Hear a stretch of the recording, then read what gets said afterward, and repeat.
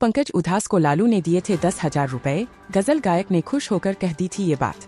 पटना शहर से पंकज का गहरा रिश्ता रहा। उनसे जुड़े संस्मरण को साझा करते हुए बिहार संगीत नाटक अकादमी के पूर्व अध्यक्ष रा. शंकर प्रसाद ने कहा कि पंकज का संबंध राजधानी के साथ साथ प्रदेश के अलग अलग जिलों से रहा। भगवान बुद्ध की तपोभूमि बोधगया में 1997 के आसपास पंकज उधास का कार्यक्रम था। उन्हें सुनने के लिए राजद प्रमुख लालू प्रसाद यादव भी थे। लगभग 4 दशक तक अपनी मखमली जादुई आवाज से लाखों लोगों का दिल जीतने वाले गजल गायक पंकज उधास नहीं रहे। लंबी बीमारी के बाद पंकज ने 72 वर्ष की उम्र में आखिरी सांस ली। गजल की दुनिया में अपना सिक्का चलाने वाले उधास के निधन से पटना के श्रोता भी उदास हो गए। पंकज उधास के चाहने वाले बिहार के आम से खास श्रोता थे। उन्होंने सुनने के लिए पूरी रात शहर के लोग जागते थे। पटना शहर से पंकज का गहरा रिश्ता रहा। उनसे जुड़े संस्मरण को साझा करते हुए बिहार संगीत नाटक अकादमी के पूर्व अध्यक्ष रा. शंकर प्रसाद ने कहा कि पंकज का संबंध राजधानी के साथ साथ प्रदेश के अलग अलग जिलों से रहा। भगवान बुद्ध की तपोभूमि बोधगया में 1997 के आसपास पंकज उधास का कार्यक्रम था। उन्हें सुनने के लिए राजद प्रमुख लालू प्रसाद यादव भी थे। कार्यक्रम के बाद उन्होंने 10,000 रुपए पुरस्कार के तौर पर दिए थे।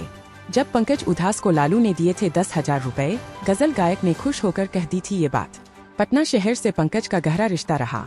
उनसे जुड़े संस्मरण को साझा करते हुए बिहार संगीत नाटक अकादमी के पूर्व अध्यक्ष रा. शंकर प्रसाद ने कहा कि पंकज का संबंध राजधानी के साथ साथ प्रदेश के अलग अलग जिलों से रहा। भगवान बुद्ध की तपोभूमि बोधगया में 1997 के आसपास पंकज उधास का कार्यक्रम था। उन्हें सुनने के लिए राजद प्रमुख लालू प्रसाद यादव भी थे। जब पंकज उधास को लालू ने दिए थे 10,000 रुपए, गजल गायक ने खुश होकर कह दी थी ये बात। जब पंकज उधास को लालू ने दिए थे 10,000 रुपए, फाइल फोटो। पंकज उधास को लालू ने पुरस्कार के रूप में दिए थे 10,000 रुपए। गजल गायक पंकज उधास का पटना सहित बिहार से रहा खास लगाव। उधास के निधन से पटना के श्रोता हुए उदास। लगभग 4 दशक तक अपनी मखमली जादुई आवाज से लाखों लोगों का दिल जीतने वाले गजल गायक पंकज उधास नहीं रहे। लंबी बीमारी के बाद पंकज ने 72 वर्ष की उम्र में आखिरी सांस ली। गजल की दुनिया में अपना सिक्का चलाने वाले उधास के निधन से पटना के श्रोता भी उदास हो गए। पंकज उधास के चाहने वाले बिहार के आम से खास श्रोता थे। उन्होंने सुनने के लिए पूरी रात शहर के लोग जागते थे। पटना शहर से पंकज का गहरा रिश्ता रहा। उनसे जुड़े संस्मरण को साझा करते हुए बिहार संगीत नाटक अकादमी के पूर्व अध्यक्ष रा.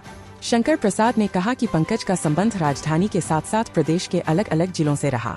भगवान बुद्ध की तपोभूमि बोधगया में 1997 के आसपास पंकज उधास का कार्यक्रम था। उन्हें सुनने के लिए राजद प्रमुख लालू प्रसाद यादव भी थे। कार्यक्रम के बाद उन्होंने 10,000 रुपए पुरस्कार के तौर पर दिए थे।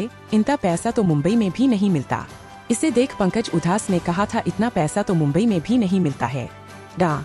शंकर प्रसाद बताते हैं कि सहरसा जिले में आयोजित कार्यक्रम के दौरान मैं भी काला कुर्ता पहने थे और संयोग से पंकज उधास भी काला कुर्ता पहन मंच पर अपनी प्रस्तुति से श्रोताओं को मंत्रमुग्ध किया था।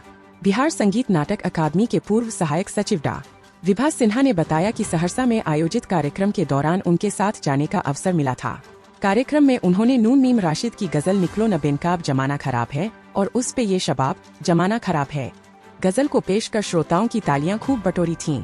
कार्यक्रम करने के बाद पटना लौटने के क्रम में पंकज उधास ने कहा था कि बिहार के आतिथ्य सेवा और श्रोताओं का प्रेम हमें कहीं नहीं मिलता। यहाँ के श्रोता कला प्रेमी होने के साथ अपनत्व का बोध कराते हैं। पंकज को प्रदेश की लोक संस्कृति के साथ यहाँ का खानपान काफी पसंद आता था। वे जब भी पटना कार्यक्रम में आते तो यहाँ का लिट्टी चोखा का भरपूर आनंद उठाते थे।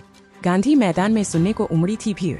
पटना प्रमंडलीय आयुक्त कार्यालय व कला संस्कृति युवा विभाग की ओर से गांधी मैदान में बसंत उत्सव कार्यक्रम का आयोजन 2017 में हुआ था। इस दौरान पंकज उधास ने लोग तुमको गुलाब कहते हैं और जानेशबाब कहते हैं, आप जिनके करीब होते हैं वो बड़े खुशनसीब होते हैं गीतों को पेश कर श्रोताओं का दिल जीता था।